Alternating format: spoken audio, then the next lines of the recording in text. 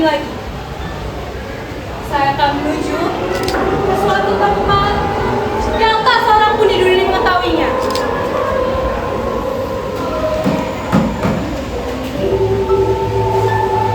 Saya akan menemuinya dengan perasaan bangga.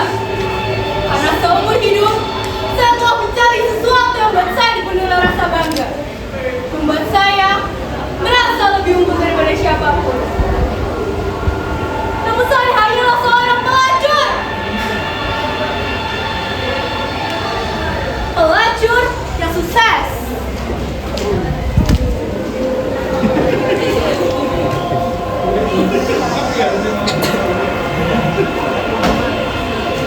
Dan semua lelaki yang kukenal pada akhirnya hanya mengobarkan satu hasrat dalam diriku, yakni hasrat untuk mengangkat tangan dan menghantamkan ke wajah mereka. Aku seorang petani miskin yang tak bisa membaca dan menulis. Bodoh, itu kata mereka. Itu bisa dilihat dari cara ia bertanam, menjual kerbau yang telah diracun musuhnya, bahkan menukar anak gadisnya dengan mas kawin, mendahului tetangganya mencuri tanaman pangan matang duluan di ladang, serta memukuli dan memperbudak istrinya setiap malam.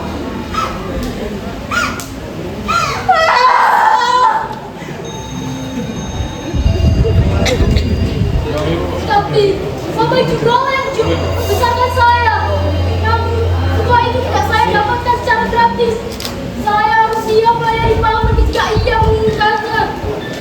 Kemudian saya lari ke jalan, dinikahi satu lagi ke laki yang lain. Saya adalah seorang pelacur yang sukses. Saya mengerti bagaimana harus memberi harga yang tinggi pada tubuh saya, karena saya tidak ingin menggunakan tubuh saya dengan harga yang rendah, khususnya setelah saya dibayar dengan harga yang sangat mahal dengan apapun yang saya berikan. Saya tahu pekerjaan ini dilakukan oleh mereka karena laki, bahwa laki-laki telah menguasai jualan kita, bumi yang ada di alam baka. Laki-laki telah memaksa kita untuk menjual diri kita dengan harga tertentu. Aku yang paling berat sebagai istri. Semua perempuan yang beracun dalam satu lain atau bentuk. Saya seorang yang cerdas yang memilih untuk menjadi seorang pelacur, jadi seorang yang diperbudak. Saya pernah menjadi seorang karyawan yang tidak dibutuhkan. Dan setiap tahun bekerja di sana, saya merasa bahwa sebagai seorang pelacur, saya tak dipandang lebih hormat.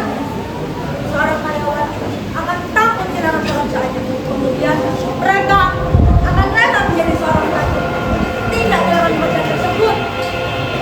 Dia tidak menyadari bahwa kehidupan seorang pelacur lebih baik dari kehidupannya.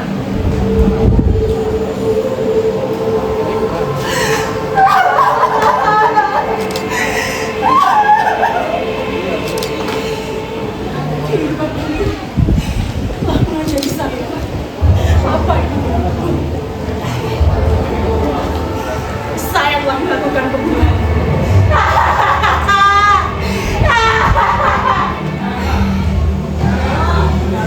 Mungkin saya telah menunggu melakukan pembunuhan. Tapi siapa bilang bahwa melakukan pembunuhan itu tidak memerlukan kelembutan? Layaknya kapas yang tersayang. Banyak di sini yang tidak percaya bahwa saya telah membunuh seseorang.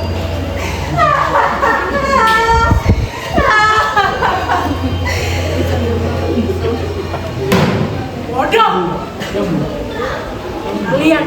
Kalian semuanya bodoh. Tidak ada satu orang pun yang tahan terhadap penolakan. Mungkin Anda tidak tahan dalam penolakan. Anda mau saya dan dia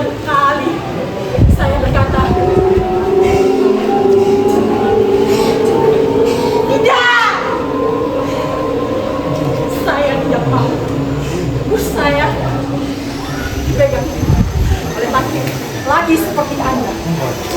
Brengsek, jelek.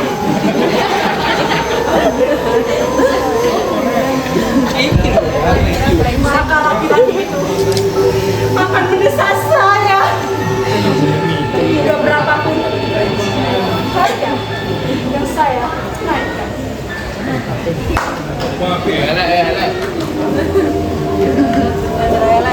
Pada orang-orang petinggi itu, saya dapat disenangi oleh saya. Saya telah menjadi pelacur yang sangat sukses. Kalian tahu berapa bayaran yang saya dapatkan? Saya mendapatkan bayaran yang paling mahal. Tapi saya bukanlah pelacur dalam arti yang sesungguhnya.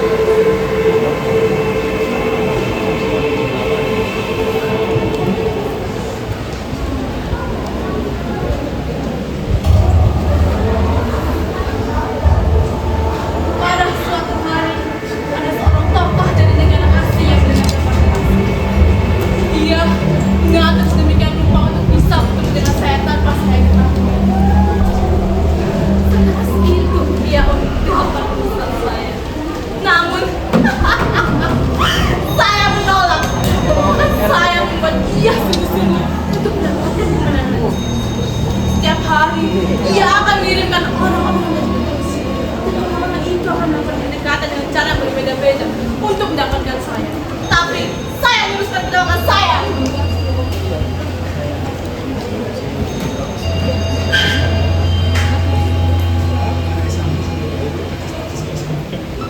Suatu kesempatan, ia menawarkan saya dengan uang. Dan di suatu kesempatan lain, ia mengancam saya dengan penjara dan berbicara tentang patriotisme. Patriotisme? Apa itu patriotisme? Saya tidak tahu apa-apa tentang patriotisme. Yang saya tahu, bahwa negara saya bukan hanya tidak memberikan apa-apa, telah mengambil apa saja yang seharusnya saya miliki, termasuk martabat dan kehormatan saya. Namun dalam tanya ia berkata, tapi ini adalah perintah. Setiap perintah dapat dinilai sebagai tugas nasional yang bersifat suci. Perintah? Perintah katanya. Sedangkan ia dan kewenangannya mengatasnamakan kesucian.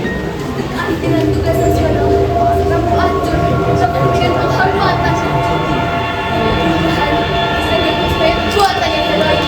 Saya menolak untuk pergi dengan lelaki macam ini. Tubuh saya adalah milik saya sendiri.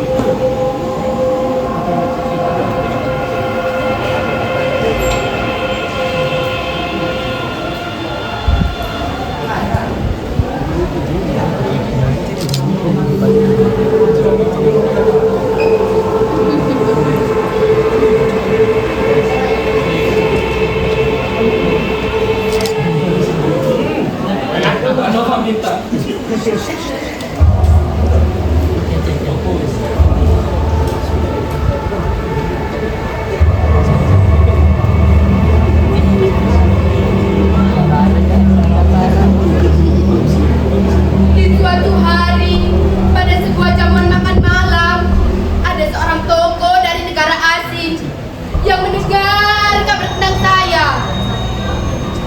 Dia mengatur sedemikian cara agar dapat bertemu dengan saya tanpa saya ketahui.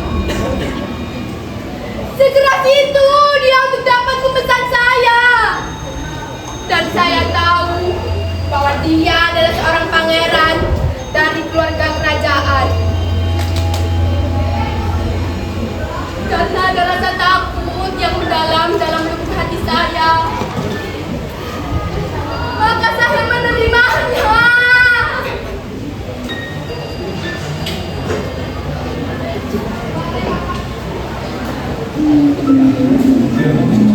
Di atas tempat tidur yang mewah dan lembut,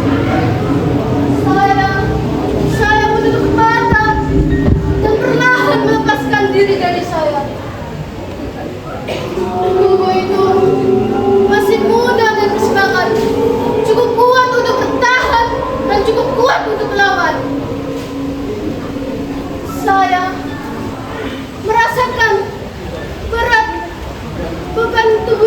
semakin mendidih tubuh saya. Ah! Berat. Karena usia dan lengkap dengan keringatnya yang tertahan. Tubuh yang dipenuhi oleh daging karena melebihi batas makan yang diperlukan.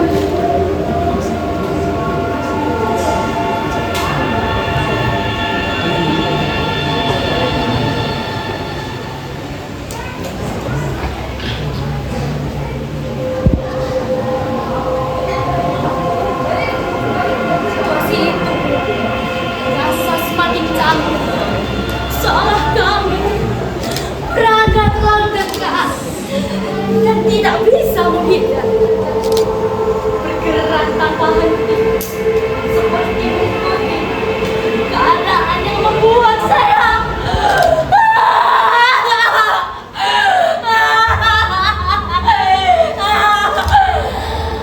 yang membuat kepala saya semakin terasa berdebar. Dalam setiap geraknya, ia selalu bertanya kepada saya, apakah kau merasa nyaman?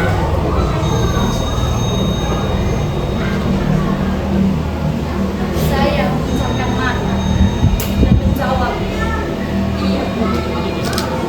Semakin lama, pertanyaan itu terdengar semakin aneh. Begitu juga keyakinannya bahwa tentang rasa nyaman itu benar adanya.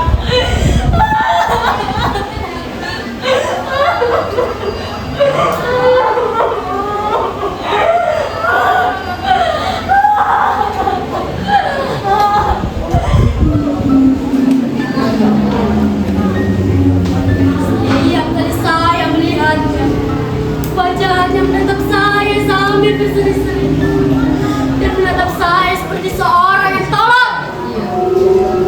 Sejenak kemudian, saya dapat merasakan tubuhnya betapa berat, lebih berat dari sebelumnya. Saya tidak tahan lagi. Jika ia mengulangi pertanyaannya, dengan marahnya saya membentak dan berkata, tidak!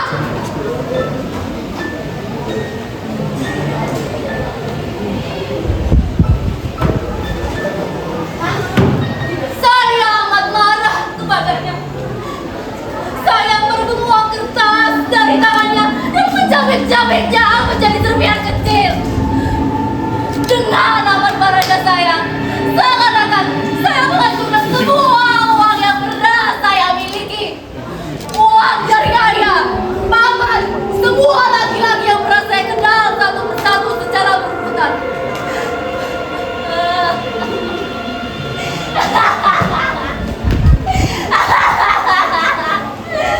Meyakinkan bahwa tidak ada satupun dari mereka yang tersisa.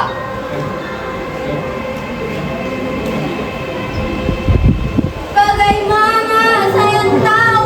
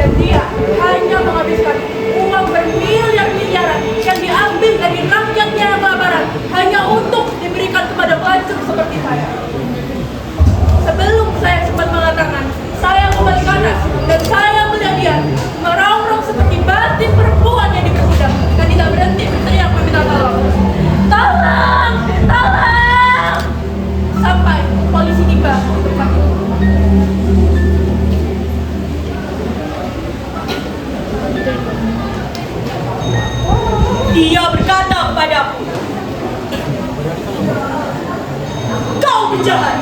Kau memang harus mati.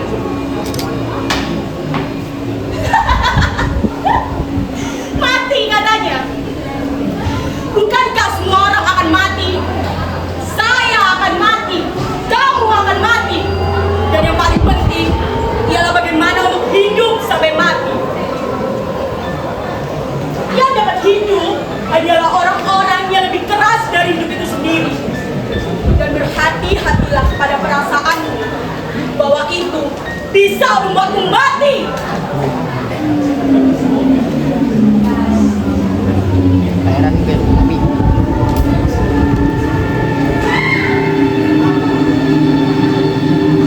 Dan lebih baik saya mati karena kejahatan yang saya lakukan. Kalau saya mati karena kejahatan yang kamu lakukan.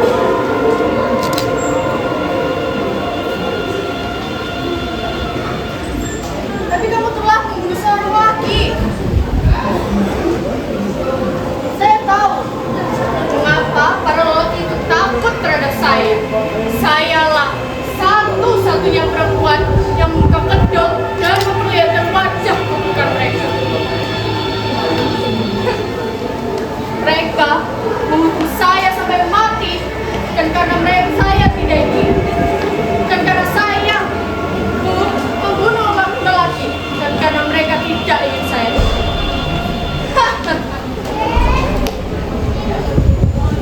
Karena selama saya hidup, saya akan membunuh mereka semua.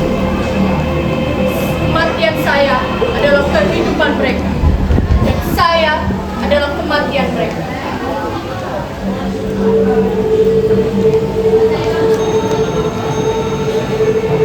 Tidak! Tidak! Tidak! Saya tidak takut sama sekali. Mereka yang harusnya takut. Tapi bukan karena pisau saya, melainkan karena kebenaran yang saya punya. Kebenaran saya ini telah memberikan saya kekuatan yang besar.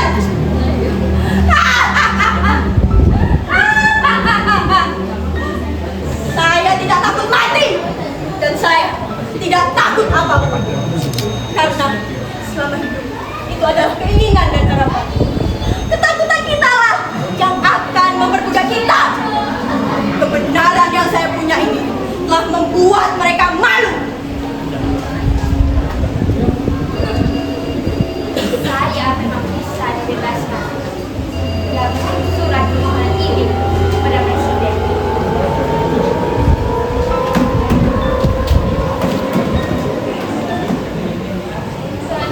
Minta maaf atas segala kejahatan yang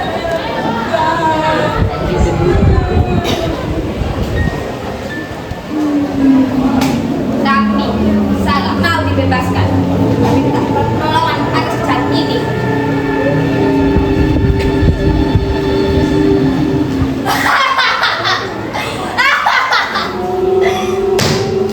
Karena apa yang mereka sebut kejahatan, bagi saya bukanlah sebuah kejahatan. Saya lebih suka mati karena kejahatan yang saya lakukan daripada saya harus mati untuk kejahatan yang kalian lakukan.